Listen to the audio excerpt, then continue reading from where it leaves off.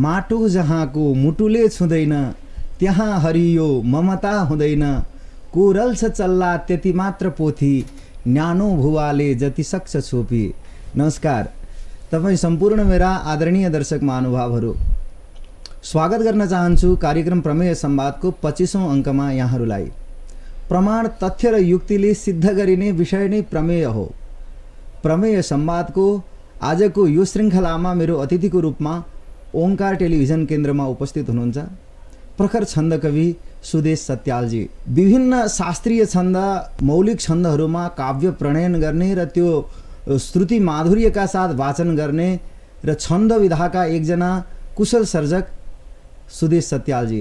आज म उहाँसँग छन्द विधाका केही कठिनाइहरू, नेपाली साहित्यको वर्तमान अवस्था, त्यसमा छन्द साहित्यले छन्दोबद्ध कविताहरूको नेपाली साहित्यमा योगदान यावत विषयहरूमा केन्द्रित रहेर उहाँसँग संवाद गर्ने कोसिस गर्नेछु। सर्वप्रथम म उहाँलाई कार्यक्रममा स्वागत गर्दछु। सुदेश सत्यालजी, यहाँलाई कार्यक्रम प्रमेय संवादमा धेरै धेरै स्वागत छ। हजुर, धन्यवाद। कुराको सुरुवातमा चाहिँ अलिकति अनौपचारिक प्रसङ्गबाट गरौँ। हिजो यहाँसँग मेरो कुरा हुँदा त्यो प्रश्न भन्ने किताब यहाँ पढ्दै हुनुहुन्थ्यो। हजुर, यहाँले मलाई बताउँदै हुनुहुन्थ्यो कि यो पढ्नु अथवा आफूलाई एउटा सर्जकको रूपमा पहिचान गराउनु, यो किताब पढ्दै गएपछि मलाई यसले बडो मेरो मानसिकतालाई यसले नराम्रैसँग उथलपुथल बनाएको छ भन्दै हुनुहुन्थ्यो। हजुर, त्यहाँबाट सुरु गरौँ। कस्तो रहेछ किताब, त्यसको अनुभवबाट? त्यो किताब चाहिँ मैले हिजो भर्खरै ल्याएको थिएँ अनि हिजो भर्खरै सकेँ पढेर पनि। हामीलाई चाहिँ के हुँदो रहेछ भने एउटा दुईवटा कविता लेखिसकेपछि अनि एक दुईवटा कार्यक्रममा गएर कविता भनिसकेपछि हाम्रो सपना चाहिँ नोबेल पुरस्कारमा गइहाल्छ कि है। अनि जबकि हामीले जीवनमा नोबेल पुरस्कार प्राप्त गरेका एउटा किताब पनि पढेका हुँदैनौँ, तर हामीलाई नोबेल पुरस्कारतिर हाम्रो दिमाग गइहाल्छ। वास्तवमा एउटा राम्रो लेखक हुनको लागि एउटा लेखकले कति अध्ययन गर्नुपर्ने रहेछ, एउटा लेखक आफ्नो लेखनको आफ्नो मान्यतामा कति तटस्थ हुनुपर्ने रहेछ। वास्तवमा हाम्रो लेखन र नेपाली साहित्य भनेर जुन हामीले गौरव गरिरहेछौँ, हाम्रो नेपाली साहित्य विश्व साहित्यमा चाहिँ कहाँ कसरी कुन अवस्थामा छ भन्ने जस्ता एकदम विशिष्ट किसिमका एउटा लेख्नको लागि अभिप्रेरित गर्ने म जस्तो नयाँ पुस्ताको लागि चाहिँ एकदम महत्त्वपूर्ण पुस्तक रहेछ भन्ने मैले निष्कर्ष निकालेँ त्यो पुस्तक मार्फत। अब यो धेरै छ, अहिलेलाई यति भने त्यो पुस्तकको बारेमा। यहाँ छन्द विधामा धेरै प्रसिद्ध हुनुहुन्छ। अझ पछिल्ला दिनहरूमा यहाँको त्यसप्रतिको उचाइ जो हो बढ्दो क्रममा पाइन्छ।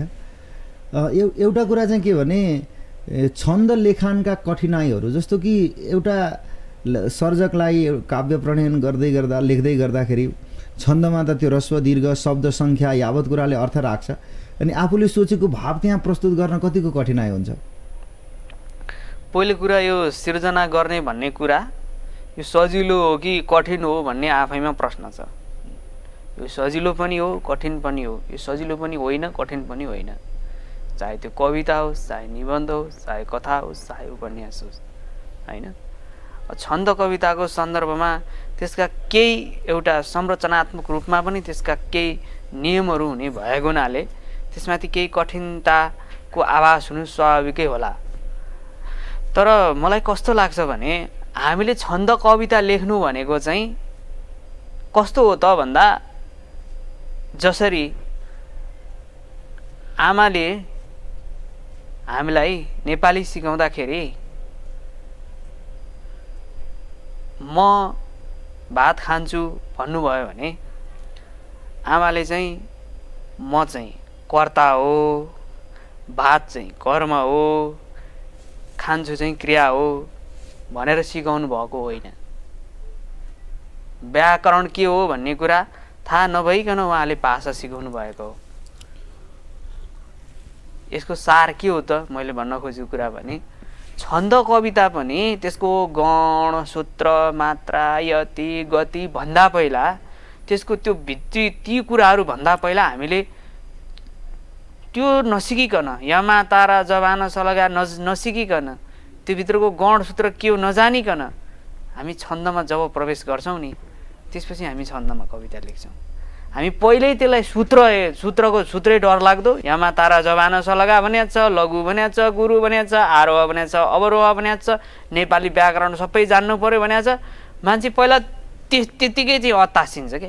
तर मलाई के लाग्छ भने त्यसका सूत्र गणभन्दा पहिला हामी त्यसको लयमा प्रवेश गर्नुपर्छ।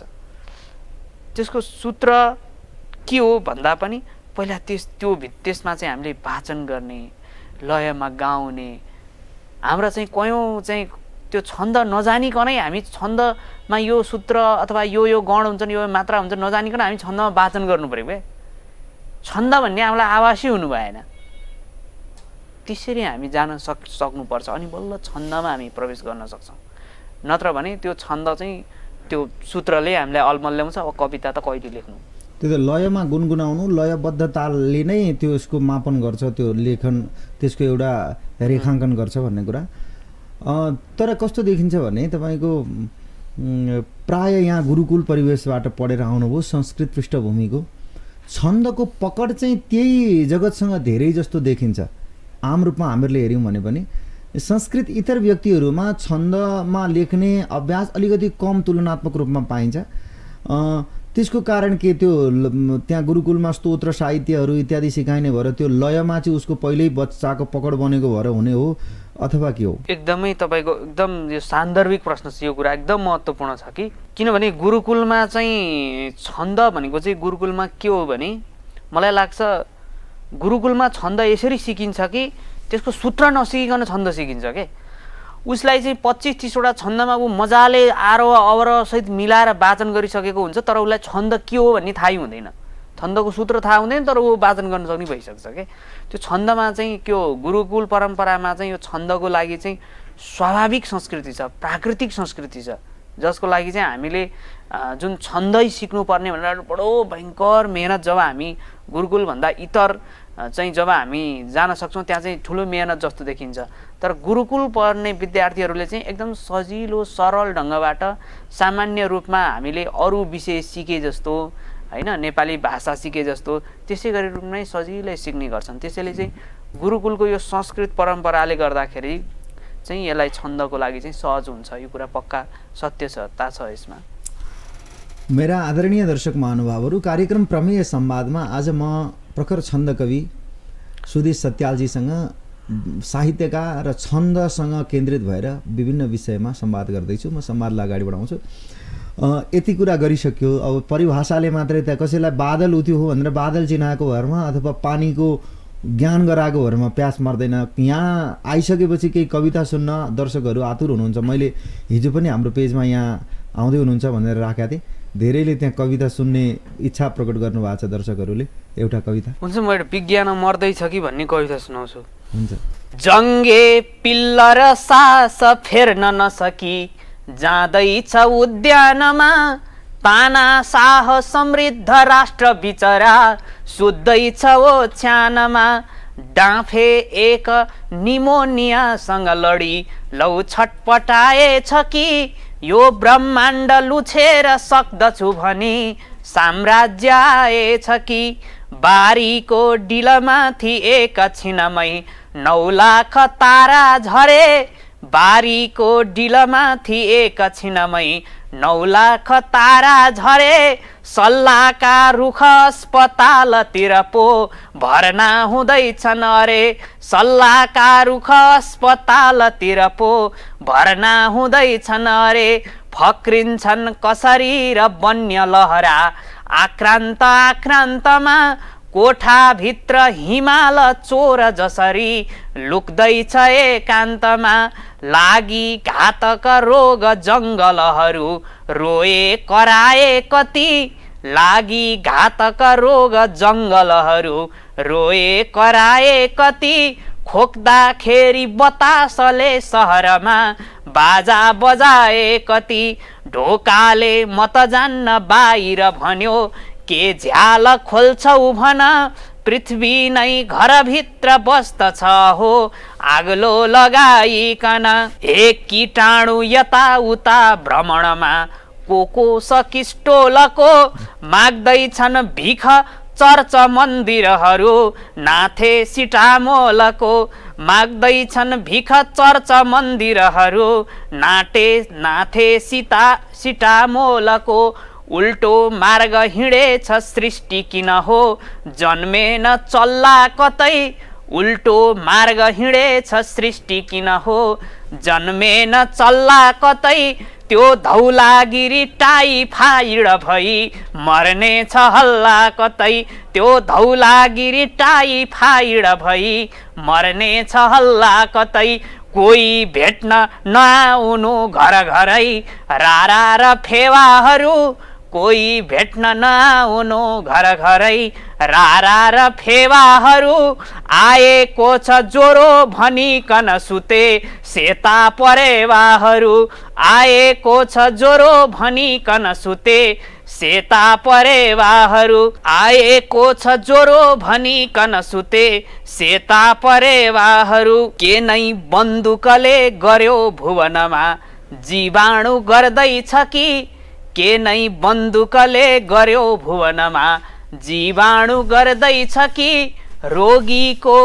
रोगीको उपचार गर्न नसकी विज्ञान मर्दैछ कि रोगीको उपचार गर्न नसकी विज्ञान मर्दैछ कि प्राकृतिकतालाई छोडेर मान्छे यान्त्रिकतातर्फ गएको यहाँले त्यो जुन हुन्छ नि मलाई लाग्छ कि छन्द कविताले मान्छेको मुटु छुनमा चाहिँ शब्द र लयमा अथवा भनौँ न त्यो वाचन र शब्दमा कसको भूमिका धेरै हुन्छ होला अब कविताको कस्तो पाठक हो भन्ने कुरामा भर पर्छ हैन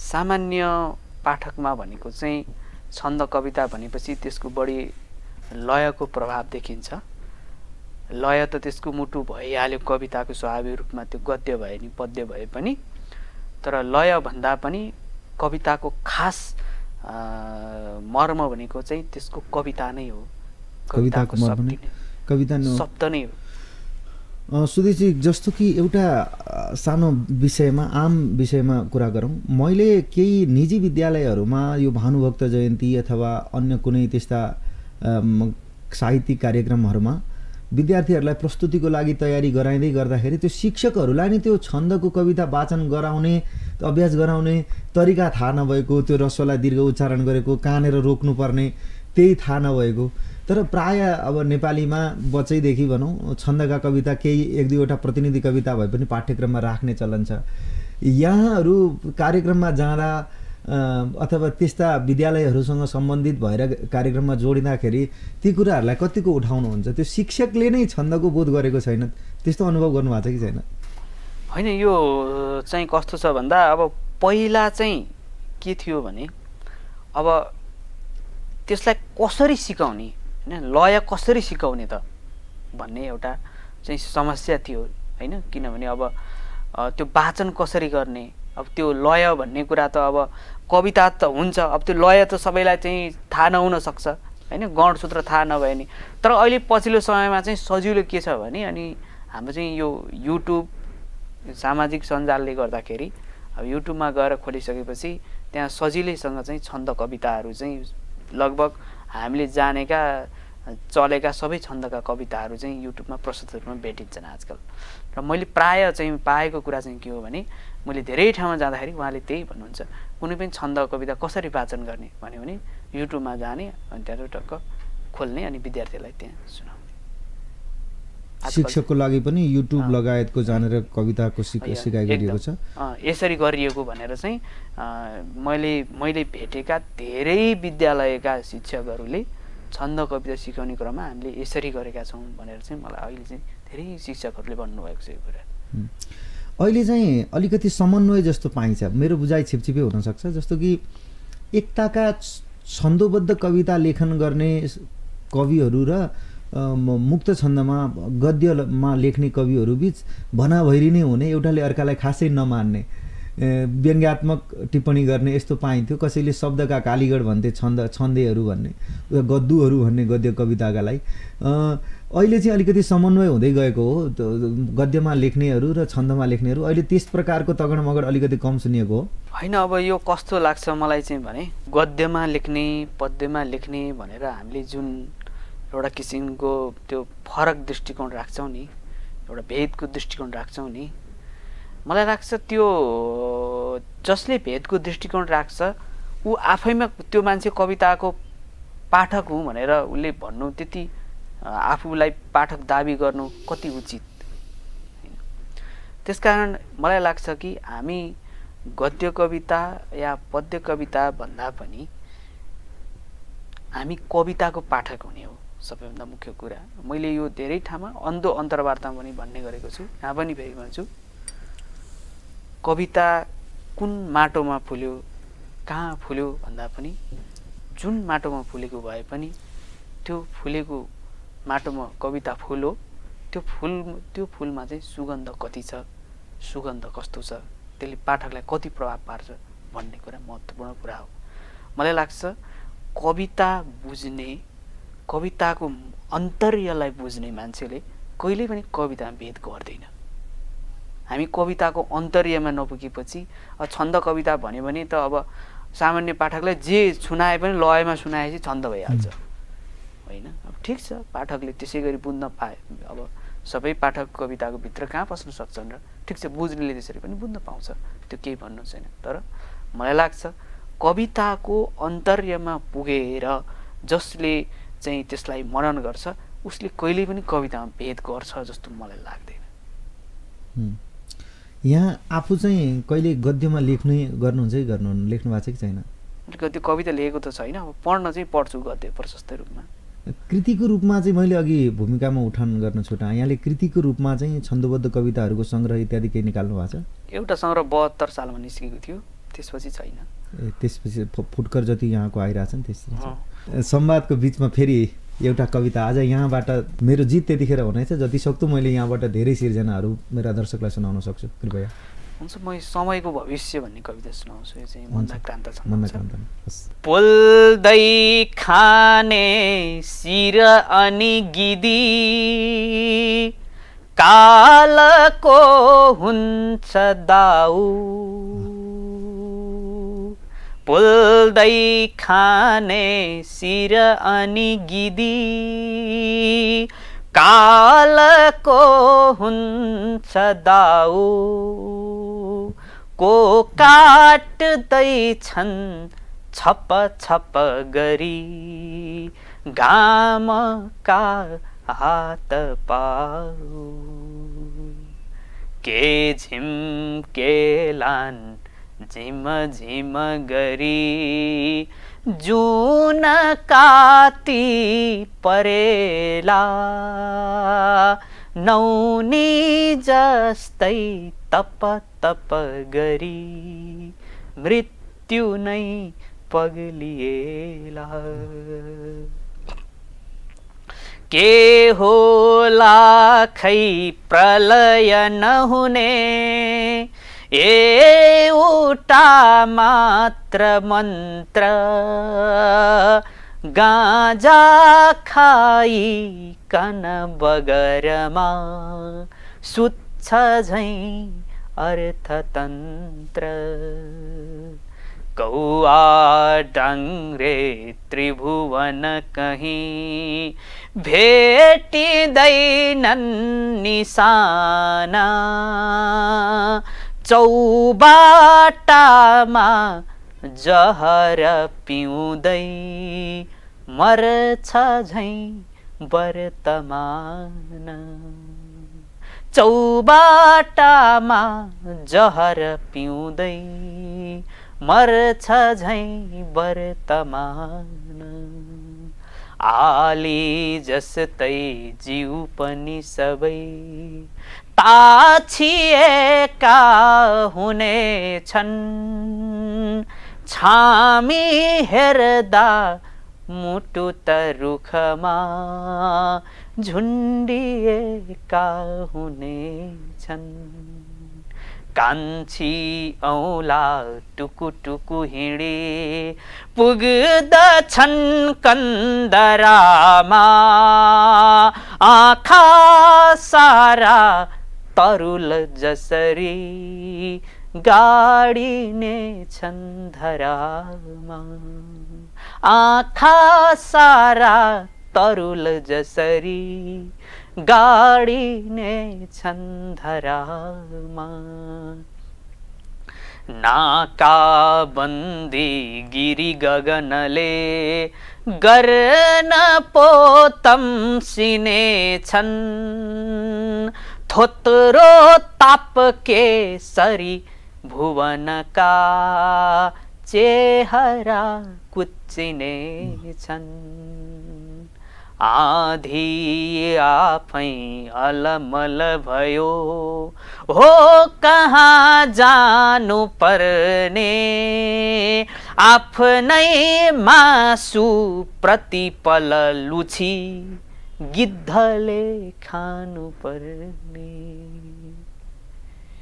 चौरी चर्ने हिम शिखरमा बालुवा थुप्रिने छ यो पृथ्वीको त्यस बखतमा चेतना कुप्रिने छ किरा नाच्ने क्षितिजभरिमा राज गर्ला धुलाले हाँस्ने मौका छ र भन कहाँ घाँस वा स्याउलाले एकै गेडो पनि अब कतै अन्न हुन्नन् गरामा हड्डी हाँस्लान् खित खित गरी टाकुरा टाकुरामा बसला ढुङ्गा सरी सडकमा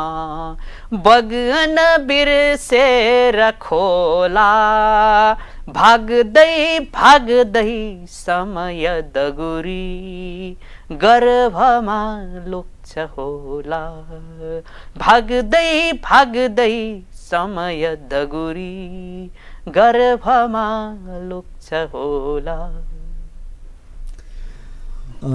कस्तो राम्रो कविता यहाँले अहिले प्रस्तुत गर्नुभयो। जस्तो कि वाचन गर्दाखेरि नि स्वरचित सिर्जना वाचन गर्दा र आफूलाई मन परेका प्रसिद्ध अन्य कवि पूर्वजहरूको कविता वाचन गर्दाखेरि अनुभवमा आउने भिन्नता त्यो गहिराइमा आफ्नोमा बढी डुब्ने हुन्छ कि कस्तो हुन्छ? मलाई चाहिँ त्यस्तो खासै त्यस्तो फरक पर्दैन।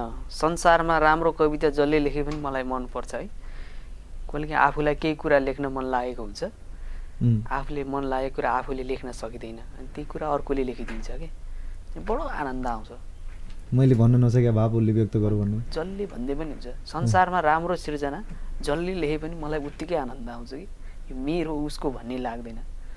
त यस्तो हुन्छ नि त, जस्तो कि त्यो समालोचनाको त बहुआयामिकता हुन्छ नि त। जस्तै एउटै कुरालाई मान्छेले आफ्नो चेतनाको स्तर अनुरूप अलग अलग अर्थ्याउँछन् होइन, व्याख्यान फरक विधिबाट गर्छन्। त्यो भइसकेपछि आफूले त यो भावले लेखेको हुँ भन्ने थाहा हुन्छ, त्यो भएर भाव गहिराइ चाहिँ अलि बढी हुन्छ कि स्वरचनामा भनेको मैले होइन। अब त्यो आफूले लेखेको भएर अब अलि धेरै त्यसप्रतिको कुरा आफूलाई थाहा हुनु स्वाभाविकै भयो। तर यो वाचनको कुरामा र कविताबाट लिने आनन्दको कुरामा चाहिँ त्यो आफ्नो र अर्को भन्नेमा मलाई खास फरक लाग्दैन। यहाँलाई मन परेको एउटा कुनै छन्द कविता पूर्वजहरूबाट? हुन्छ, म लेखनाथका केही कविताहरू भन्छु त, टुक्रा टुक्रा थोरै थोरै। ऋतु विचारको अनुष्टुपको एक दुईटा भन्छु, अरूहरूको एक दुईटा भन्छु है त। वर्षा जागरिली दासी धोई पोती लिपि चली वर्षा जागरिली दासी धोई पोती लिपि चली शरद मालिकिनी जस्तै गर्न थाली ढली मली पृथ्वीको दिव्य सौन्दर्य नटाएर पट्ट भई फुटी बाहिर निस्क्यो कि पुष्पका रूपमा सबै। ऋतु विचारको दुई श्लोक सुनाए। यो तरुण तपसी है। नसक्छ नसक्छौ यो आँसु टपटप टिपी चप्प पिउन नसक्छौ मासुले दिनभर घाएर जिउन नसक्छौ यो भुतलालिकन कुनै वस्त्र सिउन चुड्यौ व्यर्थै मेरो मनुज तिमीले जीवन किन म खाऊ मैलाऊ सुख सयलवा मोजम गरूँ म बाँचूँ मै नाचूँ अरू सब मरुन् दुर्बलहरू भनी दारा धस्ने अबुझ सठ देखी छक परी चिता खितका छोडी अभयसित हाँस्यो मरी मरी। देवकोटाको एउटा शार्दूलले कृतिको सुनाउँछु है त। कालिदास भनेर कोकिलहरू काला भए तापनि कुज्दैछन् वनमा नड्छ तिनको आफ्नो बसन्ती ध्वनि के मण्डुका कराउनु प्रकृतिले पापीपना हुन्छ र गौरी शङ्करका नजिक चुचुरा उठ्छन् अरू बामन। भानुभक्तको एउटा सुनाउँछु यो चाहिँ सर्गधारा छन्दको है त। बिन्ती डिठा बिचारी सित कति मगरूं चुप रहन्छन् न बोली बोल्छन् ता ख्याल गर्या झैं अनि पछि दिन दिन भन्दछन् भोलि भोलि कि ता सक्दिन भन्नु कि तब छिनिदिनु क्या न भन्छन् यी भोलि भोलि भोलि हुँदैमा सब घर बितिगो बक्सियो साझ झोली। धेरै आज एउटा काव्यिक बनिरहेछ, माहौल एउटा रमणीय बनिरहेछ। म आशा गर्छु यो मेरा दर्शकका लागि पनि यो धेरै प्रिय क्षण हुनेछ आजको यो हाम्रो संवाद। एउटा कुरा सुदेशजी मैले यहाँसँग आज भन्छु भन्ने सोच्दै थिएँ। एक थरी हामीहरूको म आफै पनि वाल्मीकि संस्कृत विद्यापीठमा पढेको, त्यहाँ घन्टौँ दिनभरि जस्तो चौरमा काव्य पाठ गरेर हामी कविता पाठ गरेर बस्थ्यौँ। तर पछि त्यहाँबाट शास्त्री कक्षा उत्तीर्ण हुने अनि केहीले यता संस्कृत केही शास्त्रीय विषयमा आचार्य गर्ने, केही चाहिँ उता नेपाली विषयतर्फ जाने अथवा अरू केही काममा जाने हुँदाहुँदै त्यो समूह अलिकति छरिन्छ, उमेर पनि बढ्दै जान्छ, दायित्वले थिच्छ। तर केही साथीहरू यस्तो पनि पाइन्छ कि तर आफ्नो वास्तविकता छिपाइदिने, पछि गएर नेपालीमा पहिचान बनो, नेपाली भाषा शिक्षणमा अथवा त्यसको सिर्जनामा आफ्नो पहुँच बनो भने संस्कृतको विद्यार्थी हुँ पनि नभन्ने, अथवा त्यो संस्कृतमा त उसको धेरै समयको लगानी भइसकेको हुन्छ गुरुकुलदेखि गर्दाखेरि त्यो विषयमा उच्च अध्ययन गर्नै नचाहने, सामान्य यही विषयमा मात्रै रमण गर्ने, त्यस्तो खालको परिपाटी रहन्छ। मैले कैयौँ साथीहरूसँग कुरा गर्ने क्रममा उनीहरूले आफूलाई नेपालीसँग मात्रै मानविकीसँग मात्रै चिनाएको र म संस्कृतको विद्यार्थी हुँ भन्न पनि धगाए जस्तो काहीँ परिवेश पाइन्छ। के बताउनुहुन्छ, कस्तो छ यहाँको अनुभव? होइन, अब यो संस्कृत चाहिँ अब म संस्कृत पढेर आएको, मलाई त्यो संस्कृत पढेको भन्नलाई त्यस्तो कुनै त्यस्तो समस्या छैन, म जहाँ गए पनि भन्छु नै, स्वाभाविक कुरा भयो। अब कतिपय अवस्थामा अब त्यो मान्छेहरूले अब कुन सोचले, कुन विचारले, होइन कुन चेतनाद्वारा प्रभावित भएर त्यसो भन्छन्। अब सबैको कुरा चाहिँ मलाई त्यति अरूको बारेमा त्यति जान्दिनँ, तर मेरो तर्फबाट भन्दा म चाहिँ संस्कृत पढेको हुँ भन्दा भन्नको लागि म खुलेर भन्छु। मेरो सवालमा यही नै हो। मैले भनेको किनभने त्यसको जग चाहिँ त्यसको स्तम्भ जो हो, सुदृढ स्तम्भ चाहिँ संस्कृत नै हो एक प्रकारले भन्ने। गुरुकुलीय माहौल भनौँ, गुरुकुलीय परम्परा भनौँ, अथवा त्यो हाम्रो लयबद्धतामा जुन पकड बन्छ त्यो भनौँ। त्यो भएर बाहिर त जन्म संस्कृत पढेको विद्यार्थी हुँ, मैले पुराण वाचन गरेको छु, मैले स्तोत्र पाठ गरेको छु, म यजमान गर्छु, म यी कामहरू गर्छु भनेर गौरवबोधका साथ समाजमा जान सक्नुपर्ने हो नि त। आफ्नो पहिचान त्यसले अलि निम्छरो बन्दै गएको जस्तो कतै कतै देखिन्छ। जस्तो निजी विद्यालयमा अथवा सरकारी विद्यालयमा पनि नेपाली विषयसँग विशेष काम गर्नेहरूमा यो देखिन्छ। त्यो भएर मैले आज सन्दर्भ बनाएको। अनि ठिक छ, अब उहाँहरूको अब त्यो कुन चेतनाद्वारा त्यो भन्नुभयो, तर आफूले पढेको आफ्नो जुन धरातलबाट हुर्किएको त्यही कुरा भन्नलाई नै अप्ठ्यारो मान्नु भनेको त अब त्यो त हाम्रो वैचारिकी हाम्रो चेतना माथिको एउटा ठुलो यक्ष प्रश्न हो होइन। आफूले पढेको आफूले गरेको कुरा गरेको भन्नको लागि किन हामीले अप्ठ्यारो मान्नु छ र? अनि अर्को यो छन्दलाई हामीले सानैदेखि भनौँ धेरै सानैमा त नजान्ला बच्चाले 5-6 कक्षादेखि माथिल्लो स्तरमा छन्दलाई परिचय बनाएर त्यसका गणहरू पनि सिकाएर अलिक माथि त सिकाइन्छ थोरै 11-12मा कतै मलाई भयो जस्तो लाग्छ। नभए तल त्यति छन्दलाई त्यो ढङ्गले शिक्षण गरिँदैन। छन्दोबद्ध कविता चाहिँ पढाइन्छ। त्यो जरुरी देख्नुहुन्छ कि देख्नुहुन्न? हामीहरूले 5 देखि माथि बाबुहरूलाई अझ तल पनि उहाँहरूको चेतनाले भ्याएसम्म, नभए तल अन्य कुरा पढे पनि निमावि स्तरदेखि मावि स्तरसम्म त्यसका छन्दका गणहरूदेखि लिएर यावत, किनभने माथि त मान्छेले आधुनिक विषय पढ्छ र नेपाली ब्याचलरदेखि स्नातक तहदेखि नेपाली सबैतिर छैन। त्यो भएर कक्षा 12सम्म 5 देखि समेट्नुपर्छ जस्तो लाग्छ कि त्यतातिर हामीहरूले आवाज गर्नुपर्ने अथवा सम्बन्धित निकायलाई भन्न जरुरी देख्नुहुन्छ? अब यो छन्दको लागि चाहिँ अब एउटा गुरुकुल भन्दा बाहिर चाहिँ छन्द कविता प्रति मान्छेलाई त्यसलाई सिकाउनको लागि त्यसमा अभ्यस्त बनाउनको लागि हैन त्यति सहज रूपमा चाहिँ पहिलाको भन्दा त अब केही सहजता अहिले आएको छ। अब यो आवश्यक चाहिँ छ। अब यो अरू केही नभए पनि कमसेकम एउटा पाठ्यक्रममा भएका कवितालाई मात्रै पनि राम्रोसँग त्यसलाई त्यो कुनै छन्द कुनै छन्दको कविता छ भने त्यो यसरी वाचन गर्ने अथवा त्यसलाई थोरै अभ्यास गराउने यति मात्रै हामीले राम्रोसँग गराउन सक्यौँ भने पनि त्यो विद्यार्थी त्यो विद्यार्थीमा त्यो प्रति रुचि बढेर जान सक्छ। त्यति मात्रै पाठ्यक्रममा भएका कवितालाई मात्रै पनि हामीले राम्रोसँग गराउन सक्यौँ भने त्यतिले पनि यदि साहित्यप्रति र कविताप्रति रुचि भएको विद्यार्थी त्यहाँ भयो भने उसले आफै त्यो सबै कुरा त दिन सकिँदैन। एउटा विद्यार्थीलाई त एउटा दिने हो, त्यसलाई ऊर्जा थपिदिने हो, उत्प्रेरणा दिने हो।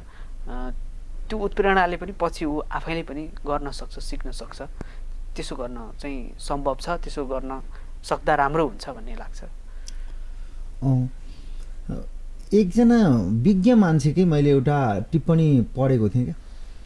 पहिलेको जगत पद्यात्मक थियो, किनभने प्रिन्टिङकोदेखि लिएर त्यसलाई त्यसको मुद्रणको यावत समस्याहरू थिए त्यतिखेर। त्यो युगले गर्दा प्रविधिले गर्दाखेरि पनि व्यक्तिले थोरै चिजबाट मसीबाट त्यो आफ्नो कुरा भन्नु पर्थ्यो। त्यो भएर पद्यात्मक शैली अवलम्बन गरिया हो पुराण साहित्यसम्म, पौराणिक वाङ्मय, तर संस्कृत काव्यशास्त्र। अहिले त आख्यानको बेला हो, अहिले त गद्यले धेरै चिज बोल्छ। यो युग चाहिँ गद्यको हो भन्ने एउटा मैले टिप्पणी पढेको छु। त्यो कुरामा यदि संस्कृतकै पनि केही गद्यशास्त्रहरूको प्रौढीमा देखियो भनेदेखि यसले अलिकति उत्तुङ्ग उठाएको हो कि भन्ने। तर छन्दमा जाँदा लयको सहारा भनौँ न, अलिकति उच्चारणको श्रुति माधुर्यको सहारा लिनुपर्ने जस्तो बन्छ। मैले अघिकै सन्दर्भसँग थोरै जोडिन्छ होला यो, फेरि मैले कोट्याएँ होइन। अब यो लेखनको कुन युग भन्ने कुरा चाहिँ हामीले त्यहाँभित्र लेखेका कुरा के हुन् भन्ने कुराले अर्थ राख्छ है। अब हाम्रो नेपाली छन्द कवितामा पछिल्लो समयमा देखिएको एउटा चाहिँ के छ त भन्दा समस्या भनौँ अथवा छन्द कवितामा हामीले गर्नुपर्ने बहस र सचेत हुनुपर्ने विषय भनेको चाहिँ हामीले छन्द कवितामा छन्दलाई बढी महत्त्व दिइरहेछौँ। हामीले भित्र लेख्ने कुरा चाहिँ के हो, भित्र के लेखिरहेछौँ, गुदी कुरा भन्ने कुरामा एकदमै गम्भीर प्रश्न छ नेपाली छन्द कवितामा। हामी जति धेरै ठुला कुरा गरौँ, नेपाली छन्द कविताको पछिल्लो समयमा नाम छोपेर कविताभित्र पसेर कवितामा खोजेर गएर खोज्ने कवितामा आएको चाहिँ नयाँपन के हो त नि? के हो त नि? के हो छन्द कविताको नयाँपन? के छ त्यहाँ? हिजो लेखनाथले लेखेको चाहिँ वर्षा जाँगरेली दासी धोई पोती लिपि चली शरद मालिकिनी जस्तै गर्न थाली डली मली, त्यो हो नि त कविता होइन। त्यस्तो भने जस्तो जुन त्यो छन्द हो आफ्नो ठाउँमा छ, तर त्यो भित्रको कविता हेर्नुहोस् त कस्तो छ, त्यसको गुदी हेर्नुहोस् त कस्तो छ। नेपाली छन्द कवितामा पछिल्लो समयमा आएको कवितामा त्यो के छ, त्यो गुदी के हो होइन? यो कुरामा एकदम गम्भीर बहस हुनुपर्छ नेपाली छन्द कवितामा मलाई लाग्छ। त्यसकारण पछिल्लो समयमा के भइरहेको छ त भन्दा छन्द चाहिँ एकदम विस्तृत भएर गइरहेको छ, तर त्यो भित्र आउनुपर्ने गुदी कुरामा भने गम्भीर प्रश्न छ छन्द कवितामा। सामग्री छ्यापछ्याप्ती छ, आन्तर्यमा त्यसको अहिले छन्द कवितामा वाचन गर्नेहरूको पनि ठुलो भिड छ, यति धेरै छन् छन्दमा राम्रो, यति सुन्दर वाचन गर्नेहरूको यति ठुलो भिड छ, छन्द कविताप्रति मान्छेको रुचि छ, मान्छेले घर घरमा बजाएका छन्। हिजोको भन्दा त्यो चाहिँ भनौँ न यो आम पाठकमा सामान्य पाठकमा सबैभन्दा धेरै भिजेको अहिले छन्द कविता नै छ। घर घरमा मान्छेले बजाएर सुन्ने कविता त्यही छन्द कविता नै भएको छ। छन्दका प्रशिक्षणहरू पनि यति धेरै भएका छन्, छन्द कविताप्रति मान्छेको रुचि पनि बढेको छ। ठिक छ, त्यो कुरा त्यो राम्रो पक्ष छ, एकदमै राम्रो पक्ष। तर छन्दभित्र लेखिएको छन्द कवितामा के छ गुदी चाहिँ? पछिल्लो कवितामा लेखिएका छन्द कवितामा भएको गुदी पक्ष के हो? नवीनता के हो छन्द कविता? के हो त्यो बौद्धिकता? खोइ त्यसको बौद्धिक र प्राज्ञिक त्यो भित्र भएको उचाइ के हो? छन्द प्राज्ञिकको आम ठाउँ छ, भित्र कविता चाहिँ के हो? यो चाहिँ छन्द कविताको गम्भीर बहस छ। यो कविता यो विषयमा चाहिँ मलाई लाग्छ छन्दका सबै कविहरूले अग्रजदेखि अनुज पुस्ताका हरेक कविले गम्भीर रूपमा बहस गर्न जरुरी छ। कुनै पनि लेखेको कविले कविको नाम छोपेर कविता पढ्दाखेरि त्यो कवितामा पाइने कविता चाहिँ के हो? यहाँनिर छ नि त प्रश्न। त्यसैले यसले गर्दाखेरि धेरै मान्छेहरूको प्रश्नै यही हो, नेपाली छन्द के हो त नि? छन्द कविता के आयो? ल के आयो? कुन कृति आयो? छन्दमा लेखिएको कुन कविता आयो जुन त्यो नेपाली साहित्यको ल एउटा चाहिँ पहिचान बन्न सकेको, नेपाली कविता परम्पराकै मानक बन्न सकेको त्यस्ता कविता के आए छन्दमा?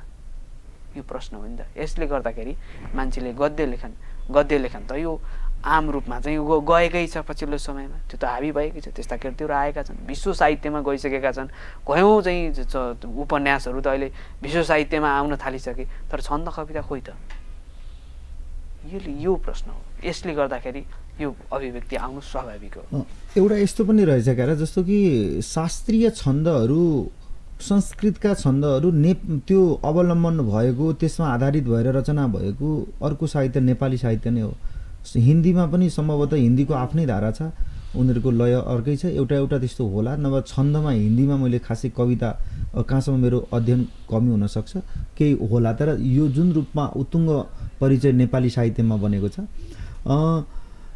अलिकति फरक विधाबाट चर्चा गरौँ। जस्तो कि मैले कविहरूसँग बस्दाखेरि प्रायः वो गर्छु, हाम्रो नेपाली भाषाका वक्ताहरू, यसका प्रयोक्ताहरू करिब हामी यहाँ जति छौँ नेपालभित्र, बाहिर सिक्किम, देहरादुन, आसाम, भुटान, यो दार्जिलिङ, यो लगायतका क्षेत्रहरूमा करिब उही सङ्ख्यामा वक्ताहरू छन्। त्यो उता पनि प्रणयनहरू भइरहेको हुन्छन्, तर किन त्यो दुईटा जोडिएको जस्तो देखिँदैन? हामी नेपालले दार्जिलिङमा भइरहेका काव्यिक आयोजनहरूमा सिक्किममा भइरहेको होला, असममा भइरहेको होला, अथवा त्यहाँ भएका नेपाली भाषीहरूसँग हाम्रा चिजहरू पुर्याउने अथवा उनीहरूसँग समन्वय गर्ने यो चिज चाहिँ किन भइरहेको छैन होला? कसरी यसबारेमा कस्तो समीक्षा छ यहाँसँग? अघि तपाईँले एउटा कुरा भारतको हिन्दी साहित्य भन्नुभयो। भारतमा पनि छन्द कविता अब हरिओद भन्ने एकजना कविपछि भारतमा छन्द कविता लेखिएन। अहिले भारतमा छन्द कविता शून्य नै छ होइन, शून्य प्राय हिन्दी भाषामा होइन, हिन्दी भाषामा छन्द कविता शून्य प्राय भइसकेको छ भारतमा पनि। अब नेपाली छन्द कविताको प्राण बचाउने भनेको के? संस्कृत भइहाल्यो, अब त्यो छँदैछ। अब यो अर्को बचाउने भनेको यही चाहिँ नेपाली भाषा हो। अरूले अब यो छन्दलाई बचाउन सक्दैनन्। यसैले अब बचाइरहेको पनि नेपाली भाषाले छ होइन।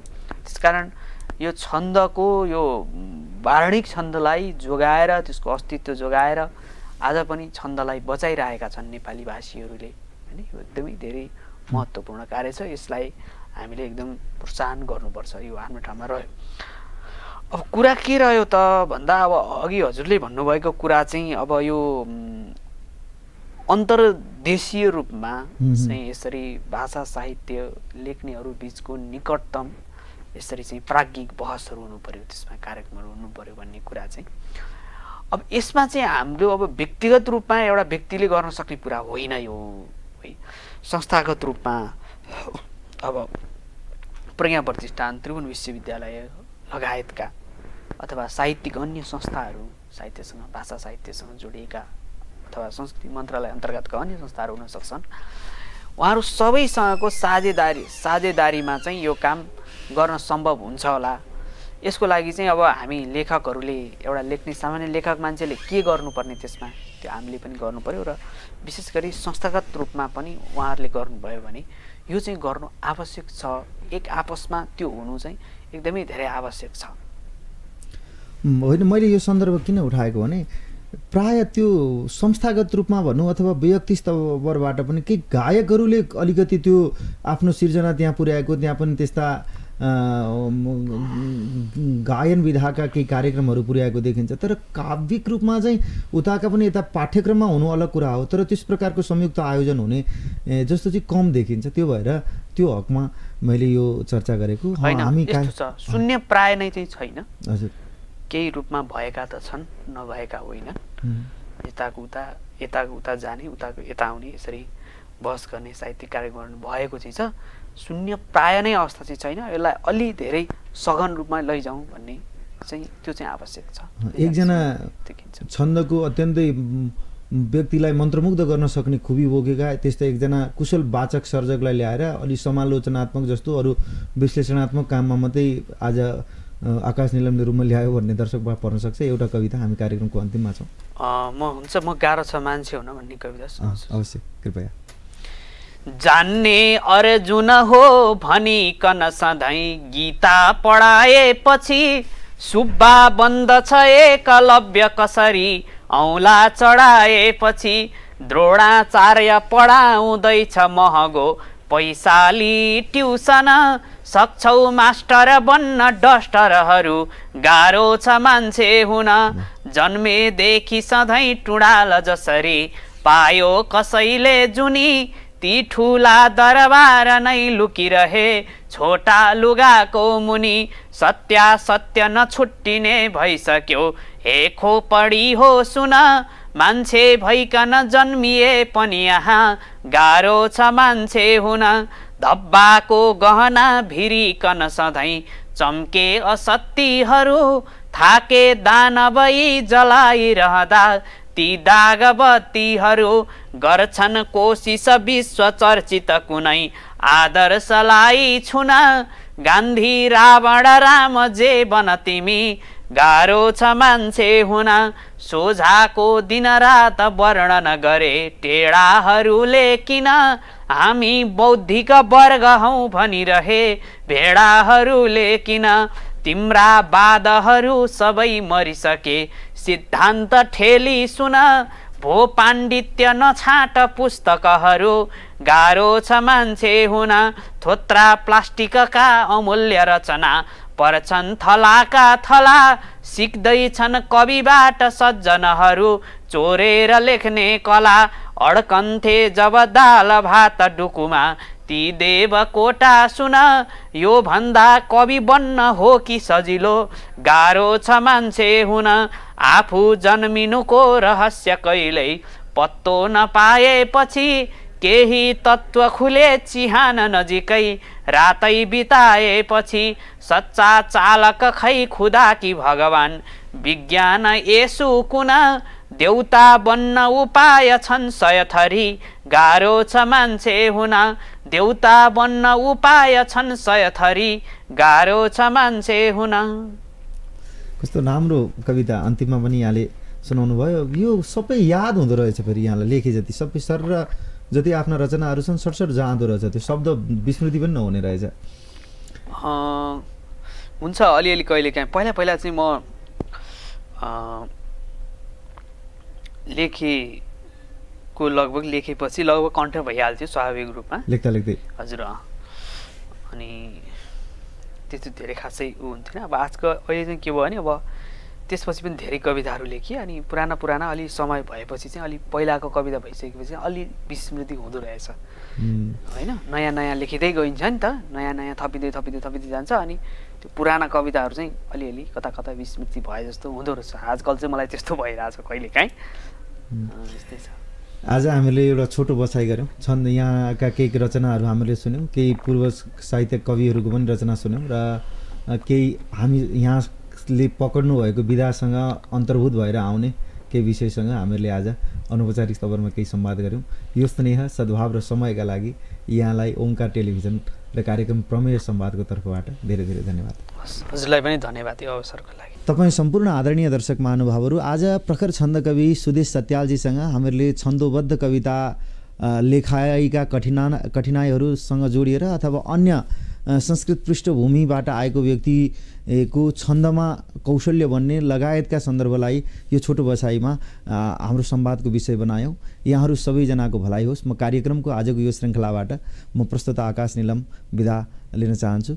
हवस् त, धन्यवाद, नमस्कार।